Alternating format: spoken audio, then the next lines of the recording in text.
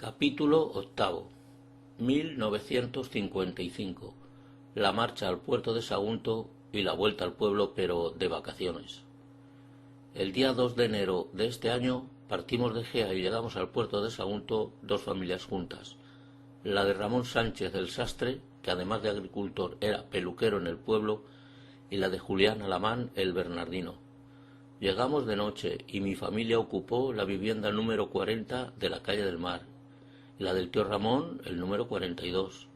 Ambos ya llevaban más de un año trabajando en la siderúrgica. Mi casa solo tenía construido en su interior una habitación y la cocina. Aquella noche dormí en el suelo en un rincón sobre un colchón, y cada vez que escuchaba los pitidos de las locomotoras que transportaban el mineral de ojos negros, me creía que estaban cerca de la puerta y que por la mañana las vería. Pero no era así. Estaban alejadas por lo menos unos 300 metros y con edificios de por medio. Lo más importante del primer día es que vi el mar por primera vez en mi vida. En ese momento me pareció que era horizontal, pero algún año después, y desde el balcón de mi segundo colegio en el puerto, en un primer piso, distinguía la curva de la tierra, lo cual cuadraba con mis conocimientos y con los de Colón. A lo primero que me tuve que acostumbrar fue a escuchar varias sirenas que avisaba a los trabajadores de varias fábricas. Si bien en Gea estaba acostumbrado al cuerno del cabrero por las mañanas, a las campanadas del reloj de la torre de la iglesia a cada momento, a la corneta de los bandos de mis tíos los alguaciles y al silbo del afilador, al cual y a su carro hasta acompañábamos por las calles a veces. Muy pronto descubriría en el nuevo pueblo otras cosas desconocidas para mí, como las pipas de girasol, las chufas, los tramusos, los recreativos, la regalí de palo, los helados. En su fábrica de polos eran más baratos y los cortes eran cosa de ricos. Los kioscos con sus tebeos, las castañas asadas, las mandarinas, hasta entonces solo conocía las naranjas, etc. Y sobre todo aquel pueblo. Era muy grande y hasta tenía un tren para ir a Sagunto.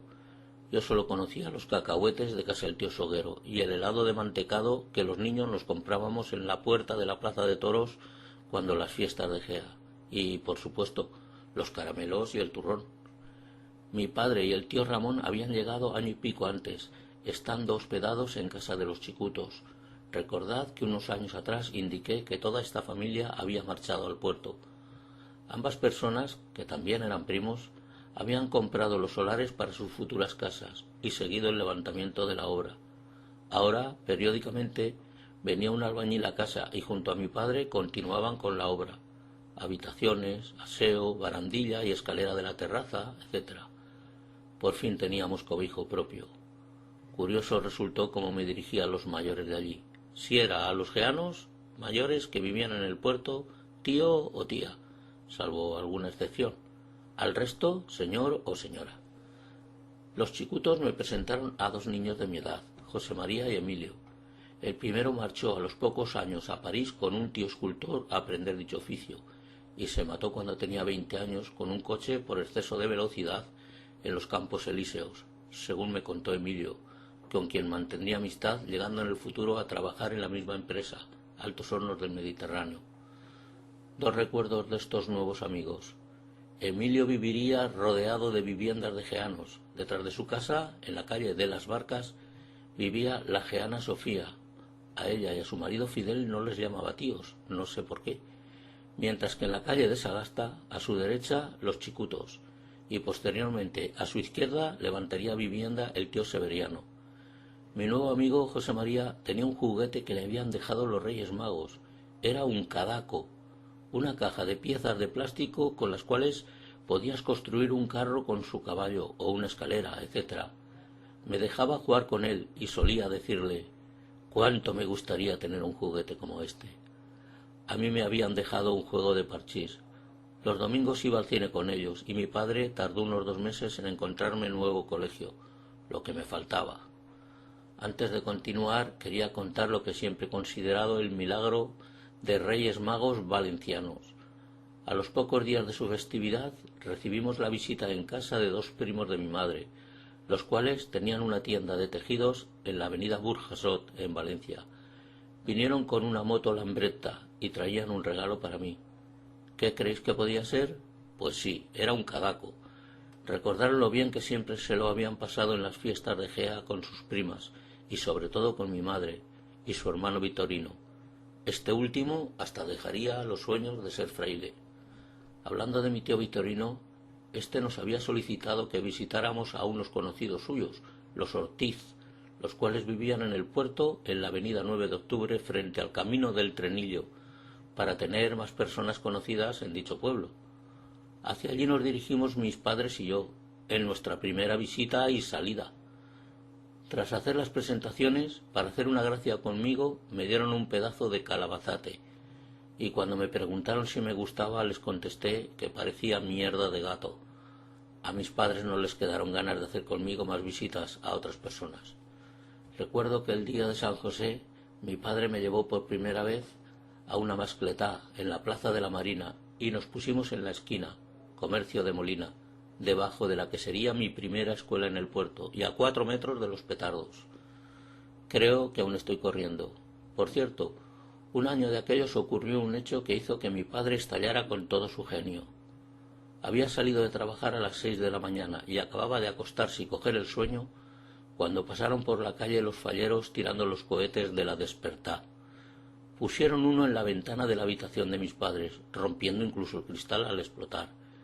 Mi padre salió corriendo hasta la puerta y de allí les gritó hasta del mal que tenían que morir, cagándose en las fallas y en quien las fundó. Las fallas, al contrario que los petardos, me dejaron una gran impresión y siempre he sentido gran admiración por ellas. Me apunté al catecismo, pues mis padres habían decidido que tomara la primera comunión. Los domingos iba a oír misa a la iglesia de Begoña, en la Alameda, y después había varios grupos de chiquillos con su catequista, que nos enseñaba catecismo. Lo bueno es que allí nos daban un bono que servía para descontar 50 céntimos de la peseta que se nos cobraba por ver el cine a la tarde, en blanco y negro, y el nodo en aquel mismo local. Por cierto, otra sorpresa que me encontré es una especie de hojas dominicales que regalaban durante la misa. La iglesia del Carmen, parroquia a la cual pertenecíamos, estaba situada por entonces en la calle de los Desamparados, pasando en aquellos días a un primer piso en el bloque de la escuela de Begoña, pero con entrada por la avenida del Camp de Morvedre. Posteriormente se inauguraría la actual, en el mismo edificio. Antes de marchar de vacaciones a Gea, sufriría un grave percance, tal como paso a contaros. Cierto día, ya de verano, mi vecino Juanito me propuso ir a la playa, cosa que aún no había hecho. Lo de menos fue perder una sandalia nueva, pues habiéndolas previamente enterrado en la arena ya no aparecería. Pero lo que no he olvidado en mi vida es la insolación que cogí. Llegué a tener fiebre y la espalda toda quemada. Mi madre me la curaba con cebolla hervida y no podía dormir por la noche. Quizás por ello la playa no me llama y digo que con 2 horas tiene uno de sobra para bañarse, leer, pasear, tomar el sol, escuchar la radio y mirar. Y encima mi madre sacaba el dinero de la hucha, recogido durante mi primera comunión, para comprar el pan cuando no tenía suelto. Decía que ya me lo devolvería, pero nunca ocurrió. Siempre lo di por bien gastado. Ahora bien, años más tarde, cuando me enviaba a comprar, me quedaba con parte del dinero devuelto. Pocos días después se cumpliría mi mayor ilusión, volver a Gea. Mis padres aprovecharon que Sofía iba a ver a su familia y le pidieron que me llevara con ella. Antes de comenzar a contar historias, quiero hacer una mención especial para la tía Anastasia, la chicuta, de quien solía decir que era mi abuela del puerto, y del tío Blas, padre de Sofía, quien unos pocos años más tarde pasaba temporadas en casa de su hija, en la calle de las Barcas, y solía ir a verle, pues él nunca salía de la vivienda. Nos sentábamos en sillas en el comedor o en la terraza y comentábamos cosas del pueblo, del fútbol, de las quinielas y mis estudios. Desconocía por entonces el que yo también me llamaba Blas. Estábamos allí representando el papel de nieto y abuelo. Así lo consideraba. Por cierto, por aquel tiempo Sofía tendría un hijo, Felipe, el cual en años sucesivos se unía a nosotros. La tía Anastasia aquel mismo año me ofreció medio boniato asado para que lo probara por primera vez, y jamás he encontrado otro mejor, convirtiéndome en adicto. En cuanto al tío Blas, diré que me inculcó el juego de las quinielas de fútbol cuando tenía 11 años, y aún sigo jugando. Por cierto, falleció delirando con las quinielas. Según su hija, tenía que cobrar un premio de 12, cosa que no tenía. Más de un conocido mío pensará que tal vez mi vida termine igual. Bueno, pues ya estamos de nuevo en el pueblo, y como decía mi abuela, por fin había cambiado. Al llegar el autobús a la parada me estaban esperando Constancio y Rafael, y me preguntaron por los ladrillos y el aljez y eso que yo prometí cuando marché, para hacer una casa para los chiquillos del pueblo. Después nos marchamos juntos a confesar, pues era sábado y había que comulgar al día siguiente, y llegó mi primera actuación. Volví loco a Mosén Alejandro. Me dio por ponerme en un lateral del confesionario y comencé a contarle chismes al párroco. Cuando llevaba un poco tiempo el cura me preguntó quién era. «El nieto del tío Tomás», le respondí. Él me contestó gritándome: «¿Pero no estabais en el puerto? Anda, ponte delante, ahí se ponen las mujeres». Con razón, me estabas confundiendo. Las mujeres que estaban cerca se rieron a gusto. Cuando salí de la iglesia, mis amigos estaban junto a la entrada de la acequia Madre al Molino y hacia allí me dirigí. Estaban con Mosén Cosme, un sacerdote ya mayor y primo hermano de mi abuelo, con quien había estado muchas veces anteriormente y que lo consideraba de mal genio. Me acerqué a ellos y cuando me dio la mano fui a besársela y me la retiró rápido diciéndome: «¿Qué haces, muchacho?»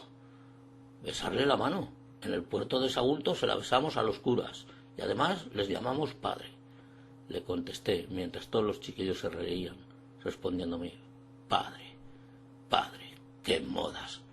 Algún día después pasé a ejecutar una idea que me ilusionaba. ¿Por qué no saludar a todo el pueblo? Había venido para todo el verano, iba a tener tiempo, así que comencé por las calles de abajo, y solo llegué hasta la casa de enfrente del edificio actual de Ibercaja, la que está con la fachada pendiente de restaurar. El motivo fue porque en esta casa hice salir a una mujer de unos 40 años de edad hasta su puerta, cuando estaba preparando la comida para sus cerdos, y me dijo: «¿Y para esto me hace salir con la faena que tengo?». En este momento di por terminadas mis visitas. Luego fui a ver a mi primo Juan para preguntarle por mi perrica, y éste me dijo que se la había vendido a Pablo el curadero por unas 50 pesetas y poder subir a la bicicleta de éste cuando ésta estuviera libre. Mi primo me la había jugado, no obstante, a veces la seguía por las calles para defenderla de algún perro que intentara propasarse. Otra cosa que hice fue ir a cortarme el pelo a la peluquería de Boni, en la calle de San Bernardo y junto al estanco.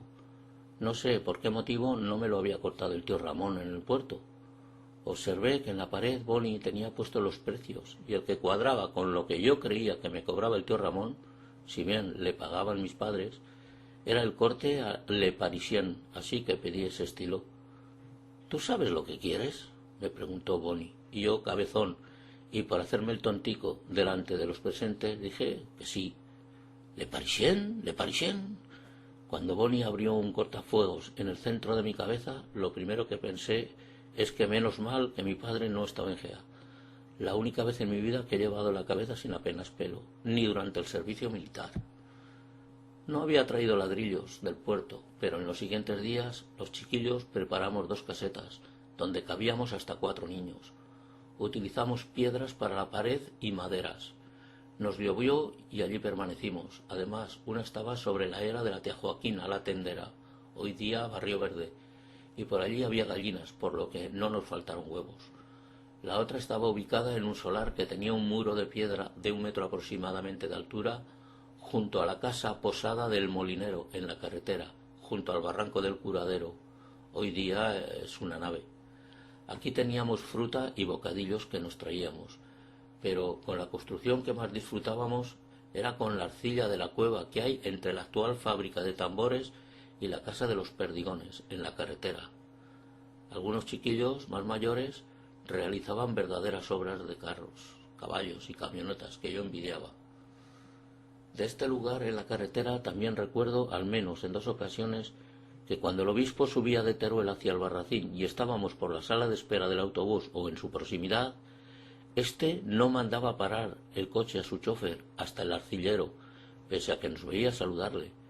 Mis amigos salían corriendo tras el coche gritando: «¡Es el obispo! ¡Es el obispo!». A veces me he preguntado ¿por qué pararía en las afueras del pueblo? Además, recuerdo que yo no los acompañaba porque me daba rabia tal acción. Ese ya no era mi obispo, me decían, el mío era valenciano. La sala de espera del autobús, fuera del horario de paradas, era un lugar idóneo para refugiarnos los chiquillos y allí sentados contar cosas de nuestro mundo, no de películas, eso eran los porches del ayuntamiento. Y además, 2 o 3 años después, incluso teníamos una fuente enfrente, al otro lado de la carretera. Ahora existe otra muy parecida en el mismo lugar. Recuerdo que un día de aquel verano, uno de los niños propuso ir a coger almendras en una parcela de secano junto a la cuesta de Saldón. Cuando estábamos todos subidos en los árboles, excepto Constancio, que vigilaba, este gritó: «¡El tío Garrazas! ¡El tío Garrazas!». Todos excepto yo bajaron rápido. Se rompió la rama en que estaba sentado y me quedé colgado de un camal corto del pantalón. Constancio tiró de mí y caí a tierra. No era una broma de Constancio, pues era cierto que el tío Garrazas venía hacia nosotros, procedente del barranco de San Marcos. El subir alguna pared para alcahuetear en el interior de los corrales también nos daba mucho morbo, como en el de Narro, en la carretera, donde me caí desde lo alto del muro y no digamos del único chalet en el pueblo, en Las Fraguas. Lo considerábamos rodeado de misterio, como la casa de los Picazo y la Casa Grande. La Casa Grande era para nosotros un mundo aparte. Las historias imaginarias sobre la misma eran asombrosas. Constancio decía: «Solo las pinturas árabes que tienen las dependencias valen 1.000.000 de pesetas». Y Rafael añadía: «Mirar el escudo, el único de Gea». ¿Por qué? Porque aquí se alojaban los reyes cuando venían al pueblo. Y yo añadía: «¿Y de la huerta, que la tienen en su misma casa y es bien grande, qué me decís?». Sería porque mi padre, que aún conservaba sus terrenos, no tenía ningún huerto entre ellos y casa ya teníamos en el puerto, digo yo. En cuanto a la casa de los Picazo, ¿cuánto habría presumido yo ante mis amigos entonces si mi padre me hubiera contado que había sido el chiquillo de los encargos en dicha casa, cosa que supe siendo ya mayor? Era un famoso médico de Valencia que atendía preferentemente a las enfermedades de la mujer, me diría mi padre. Este verano me encontré con una sorpresa por parte de mi tío Juan y su novia Isabel. Habían dejado el noviazgo y mi tío festeaba con otra chica, Rosario, la hija de la tía Joaquina la tendera. Casualmente, la dueña del pendiente de oro perdido por la niña vestida de mañica el día que pasó Franco por Gea, en el año 1953, y que yo mentiría diciendo que lo tenía mi madre. Quizás aquella historia sirviera de inicio para la relación futura de mi tío Juan, si bien sería corta, pues, como cuento en otro capítulo, fallecería a los 34 años. Mi tía no viviría con ningún hombre el resto de su vida y ello hizo que yo sintiera por ella un aprecio inigualable. Continúo.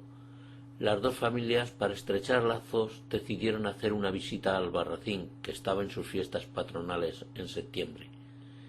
El viaje se realizó en carro y pasamos por un puente de madera yendo directamente a un convento y posteriormente a la ermita de Santa Bárbara.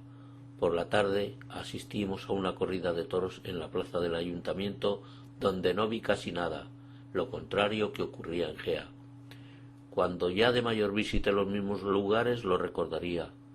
No me pareció en aquel momento lo importante que en el futuro sería para mí y para los 30 periodistas españoles que hace unos pocos años lo votaron en el periódico El Mundo como el primer pueblo de España, seguido de La Alberca, Salamanca. También, cuando había alguna moto parada en la carretera que atraviesa Gea, mis amigos se quedaban admirándola y yo solía decir que lo que me gustaban eran los coches, no las motos. Se reían de mi tontería. Hoy día me gustaría saber cuántos coches hemos tenido entre todos. Los sueños no me han abandonado en mi vida. Recuerdo cuando a mediados de la década de los 90 solía decir que en el polígono de tiro de Caudé se ubicaría el futuro aeropuerto de Teruel.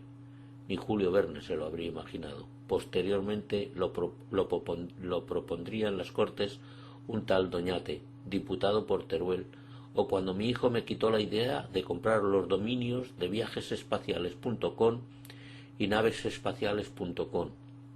Al principio suponía dinero, y pocos días después ya estaba registrado por otros. Menos mal que me quedé con el dominio del pueblo, pues había interesados en hacerse con los dominios de los pueblos y luego venderlos. De ello tengo constancia, sirva el ejemplo de Albarracín, pues me propusieron que si conseguía que su ayuntamiento les comprara www.albarracin.com me lo pagarían. Hablando de soñadores, ¿cuántas veces me ha dicho Constancio en mi vida: ¿te acuerdas cuando nos contabas en los porches de nuestro ayuntamiento las películas que habías visto en los cines del puerto? Recuerdo que este año y en los sucesivos me lo solicitaban. Les contaba, por ejemplo, 3 películas de Tarzán, cuando solo había visto una, o de vaqueros, o de espadachines, etc. Los niños se sentaban en los bancos de obra y yo, de pie y enfrente, dentro de los porches, les metía los rollos, la mayor parte inventados. Hacía de Tarzán saltando, o de Monachita, o de espadachín, aunque el episodio que más recuerdo es cuando hacía de vaquero gigante, acompañando a los yanquis contra los indios. En lugar de pistolas llevaba cañones, y sin sacarlos de la funda y con un solo disparo barría a todos los indios. Se reían mucho y me pedían más y más. El bañarme solo en el río a la edad de 9 años supongo que lo tendría prohibido, y por eso cierto día de aquellos me encontraba con mi primo Victorino el alguacil y su amigo César el zorro, tenían unos 6 años, debajo de una noguera en el huerto de la tía Felicitas al otro lado de la acequia, junto a la entrada del molino. Aceptaron a pasar por el camino existente junto al río antes del puente un grupo de chavales más mayores que posiblemente venían de bañarse, entre ellos los hermanos de los anteriores, Juan el alguacil y Valeriano el zorro, gritándonos: «¿Qué estáis haciendo? Ya se lo diremos a la tía Felicitas». Nos asustamos, pues estábamos cogiendo nueces verdes en el huerto de esta señora y salimos de estampida. Con las prisas, mi primo empujó sin querer a César y éste se cayó al interior de la acequia, agarrándose fuertemente con una mano a la reja filtro que retenía el ramaje y con la otra a una mano mía, mientras yo no paraba de pedir auxilio. Los chicos mayores me escuchaban y pensaron que era una trastada más de las mías, pero ante mi insistencia los hermanos de los implicados aceleraron y al girar por la esquina y vernos llorando a Victorino y a mí, y con el peligro, pues César cabía entre los barrotes de la reja, nos auxiliaron rápidamente. Recuerdo que César, pese a lo pequeño que era, no lloraba, y completamente asustado se sujetaba con fuerza a la reja. Yo lloraba porque se me iba escapando y el auxilio no llegaba, y era consciente de la situación. Al día siguiente, bajando de casa de mis abuelas, lógicamente los veranos los pasaba ya en casa de mis abuelos, al llegar al hueco de la nave trasera del edificio de la iglesia, me encontré con Valeriano y me dio una peseta, diciéndome a continuación las siguientes palabras: «Toma, Bernardino, por lo que has hecho por mi hermano». Cogí la moneda y me fui la mar de contento, pese a que la había rechazado, pero recuerdo que Valeriano insistió. Por cierto, a través de la turbina del molino ya ha pasado alguna persona, si bien no he escuchado que haya habido muertes, como el caso de 2 hermanas aún niñas. Uno de aquellos años, la huerta del pueblo se inundó tras un desbordamiento del río a causa de fuertes tormentas. Recuerdo cómo se quejaba mi tío Juan, supongo que por lo que habría trabajado en ella, y decía que había medio metro de agua sucia. En el puerto, en el año 1957, se viviría una situación parecida, inundándose las casas de la huerta y los huertos próximos al río Palancia. Quizás por ello, mi padre devolvió un huerto que le habían arrendado el año anterior. Recuerdo que sembró cacahuetes y ya no correría más aventuras de este tipo. En el huerto de al lado, en una caseta bajo una higuera con solo las 4 paredes y el techo, vivían un matrimonio con 4 hijos. El mayor pasaría a trabajar en la fábrica, la siderúrgica, tras intervención de mi padre, y el pequeño vivía actualmente cerca de mi vivienda, y siempre que lo veo me recuerda aquel sistema de vida. Este año sería también el de la Riada de Valencia, y mi padre, junto a muchos compañeros de trabajo, marcharon en camiones y con herramientas a ayudar en la tragedia. Pero la gran trastada en Gea iba a llegar unos días después, aunque antes comentaré lo que me pasó con José el Pit. Fui con mi abuelo al hortal de las Marianas, como otras veces. Es el primero que riega directamente la acequia madre por la derecha tras su paso por el molino. Solía visitar los huertos vecinos e incluso la acequia reguladora de caudal que unía la acequia madre con el río, donde cogía cangrejos, tapada actualmente por el parque de recreo del Rastro. Hoy día les tendría miedo. Me dio por entretenerme en la cirquelilla de riego que entraba al huerto de los Liceres, dentro de este, cayéndome todo lo largo que era dentro de la misma. A continuación, mi abuelo, quien ya sabía que iba a llevar bronca de mi abuela, me mandó irme a casa todo mojado. Al pasar por el comienzo de este tramo de la acequia, me encontré con el tío Pit, que estaba pescando allí, sentando en el pequeño muro junto a la casa de Peirolón. Le dije lo que me había pasado y me dijo que no se lo creía, pues sacándome el forro interior de los bolsillos del pantalón, me dijo que no llevaba agua en ellos y se quedó riendo. La siguiente trastada le quitaría la risa, sin yo saberlo y ni esperarlo. En cuanto a la trastada, comenzó con una invitación de Germán el Conde a Pedro el Matrón y a mí a buscar rebollones una tarde de aquellas. Nos adentramos en el monte por el barranco Tobías y no encontramos más que una seta en un barranco, pero arriba de este descubrimos que había unos cuantos paneles de abejas y que además de cajones de madera también había colmenas con forma redonda de corcho. No sabíamos de quién eran.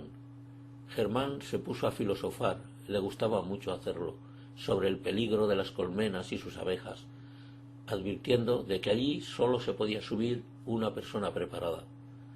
No hay hombre que entre ahí, si va como nosotros, dijo, y solo sé que a continuación yo ya estaba subido sobre las colmenas pegándoles patadas a todas las de corcho, mientras ellos me gritaban «¡Baja, Bernardino, baja!» y otras palabras que me callo, pues en ese momento estaba escenificando el Quijote de Gea. Salimos por piernas y como cuando las avispas de párvulo, solo me picó una abeja. Al volver lo hicimos por el camino de la casilla y antes de descender por la cuesta de Saldón nos encontramos con Carlos el cureta, este no lo recuerda, que estaba arando y no le contamos nada. Pero con el revuelo que se armó en el pueblo al conocer lo sucedido, ya podéis imaginar el resto. Al día siguiente, por la tarde, bajaba de casa de mis abuelos, en la calle Alta, y al llegar a casa de Enrique el juez, se asomó el perro en su puerta y se puso a ladrarme. Casi siempre lo hacía. Eché a correr y girando la esquina del horno rápidamente y nada más tomar la calle San Bernardo, tropecé a los 5 metros en medio de la calle con un albañil, el cual estaba agachado amasando yeso en una gaveta. Era el tío Pit, que junto a Marceliano estaba reparando o modificando el horno. El tío Pit levantó las manos llenas de yeso del recipiente y me cogió de las 2 orejas. «Ya sé lo que habéis hecho, sinvergüenza, pero lo vais a pagar caro. Os van a poner una multa de 500 pesetas», me dijo y me dejó marchar. Los 3 niños pasamos unos días de apuro, aunque quedaba claro que había sido yo, pero al final, como eran familia mía, no hubo multa. Menos mal que mi padre estaba en el puerto de Sagunto. Me imagino a mis abuelos y a mi tío Juan cuando hablaran con los dueños de las colmenas, y además de ser familia, al tío Pit le unía una gran amistad con mi abuelo. Por cierto, muchos años después me enteraría de que el tío Pit fue una persona maravillosa mientras vivió, y enseñó a tocar la guitarra a muchos geanos. Conmigo siempre bromeaba. Mis padres subieron a las fiestas y se enteraron de alguna de mis fechorías. Mi padre me dijo que ya se habían acabado mis vacaciones en Gea y que al siguiente año no subiría. Los siguientes días, de cara a la galería, debí rozar la perfección en conducta. De algunas fachadas blancas que junto a mis amigos y durante las fiestas patronales les explotamos bombetas, nadie se enteró. Lo cierto es que mi padre se marchó y mi madre y yo nos quedamos unos cuantos días. Mi padre, cuando llegó al puerto, tomó cartas en el asunto. Lo primero que hizo fue conseguir un compromiso con un nuevo maestro, Enrique Senent, Venía diariamente a dar clase al puerto desde Chirivella y sería decisivo entonces y para mi futuro. Recuerdo que tras las fiestas, los días siguientes, mi madre tuvo gran colaboración de mi tío Juan en mi educación. Por ejemplo, en el pollo pequeño de la cocina, ya desaparecido, mi tío me hacía practicar la tabla de multiplicar. No me entraba la del 9, no había manera. Unos años después me vengaría de dicha tabla, aprendiéndome también de memoria y por mi cuenta los cuadrados del número 11 al 20. Esto me fue de utilidad en numerosas ocasiones, en otra época. He llegado a ver a personas con estudios multiplicar por 10 en calculadoras electrónicas. Bueno, siguiendo con mi tío Juan, uno de aquellos días me llevó a los prados con él. Recuerdo que yo iba encima del burro y mi tío andando. También tenían un mulo, pero este lo había dejado en casa. Por cierto, decía mi abuelo que dicho mulo era el segundo más viejo del pueblo. En aquella época tenía la costumbre de a cualquier pregunta responder ¿qué? Así que aquel día, sea porque habíamos subido una gran cuesta, o vete a saber, tras uno de mis qués, se dirigió a mí con un enfado terrible. Como me vuelvas a decir qué otra vez, te meto una hostia que te tiró del burro. Ni los psicólogos. Perfecto, se acabó el hacer repetir frases. Pero si mi tío era tan bueno, ¿cómo me hacía aquello? Con lo que a mí me gustaba hacer repetir. Bueno, se acabaron las vacaciones y regresamos al puerto. Los 4 años siguientes iban a cambiar mi vida estudiantil, pasando de prácticamente nulo a tener una gran actividad, de no saber nada de matemáticas, aprenderme de memoria incluso el enunciado de los problemas. Las notas pasarían con el tiempo a ser sobresalientes. Mi padre me recordaba que un solo suspenso equivalía a no subir a GEA durante las próximas vacaciones. Pese a que funcionaba estupendamente, aún me quedaba voluntariamente 1 hora al repaso, que pagaba mi padre, donde el maestro me obligaba a corregir y a enseñar a chicas mayores que yo, que solo venían al repaso. La clase era solo de niños. Además, en casa me ponía la enciclopedia de grado medio de pie apoyada sobre el respaldo de una silla y yo, sentado enfrente, en otra silla, comenzaba a aprenderme el texto al pie de la letra, no a razonar. Cada fin de curso le presentaba a mi padre el diploma de honor y ello me abría la puerta del verano de GEA. Mi padre me tomó bien la medida y yo me lo ganaba. Otra escena real por este tiempo que se producía en casa era el miedo que pasaba cuando en contadas ocasiones mis padres marcharon al cine a la sesión de las 22 horas, sobre todo cuando mi padre llegaba a casa diciendo que proyectaban un peliculón según sus amigos o compañeros de trabajo. La puerta de la calle de madera no cerraba bien y se quedaba abierta, yo lo sabía. Sobre la misma pegaba la cortina de bolillos haciendo mucho ruido, y más cuando en la calle hacía mucho viento. Además, en la terraza teníamos conejos y estos pegaban fuertemente sobre el piso con sus patas, y aunque también lo sabía, a veces me preguntaba, ¿y si fuera una persona mala? Jamás dije nada. Bueno, lo contaría a mis padres muchos años después, cosa de la que me arrepiento, pues sé que a mi madre le causé pesar, y más cuando ella estaba en contra de la petición de mi padre, pero gracias a ello mi padre tuvo alguna distracción y no dedicó las horas del día solo a trabajar durante aquellos años. Por cierto, decía en el primer capítulo que daba fe de lo ordenado que era mi padre. Pues bien, os contaré el detalle de que llevaba un gran libro con la contabilidad de la casa, con entradas, anotando sus nóminas semanales y salidas, pero lo curioso es que era una carpeta vieja y en ella figuraba, para que os podáis hacer una idea, unas zapatillas y una camisa blanca de antes de casarse. Como en el solanar de Gea, en mi casa del puerto, también disfrutaba alcahueteando. Hasta los 9 años me oriné en la cama mientras dormía. Siempre soñaba que iba a orinar y me despertaba tarde. Mis padres fueron comprensivos y mi madre colocaba la sábana a secar en la terraza tapada. Algunas madres las colgaban a la vista para presionar a sus hijos ante tal problema. Ahora bien, mi madre me sometía a un padecimiento especial.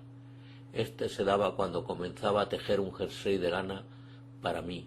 Me lo iba probando cada hora hasta que terminaba y recuerdo que no lo soportaba, y menos cuando a los demás chiquillos los escuchaba jugando en la calle, pero yo aguantaba por lo que pudiera pasar.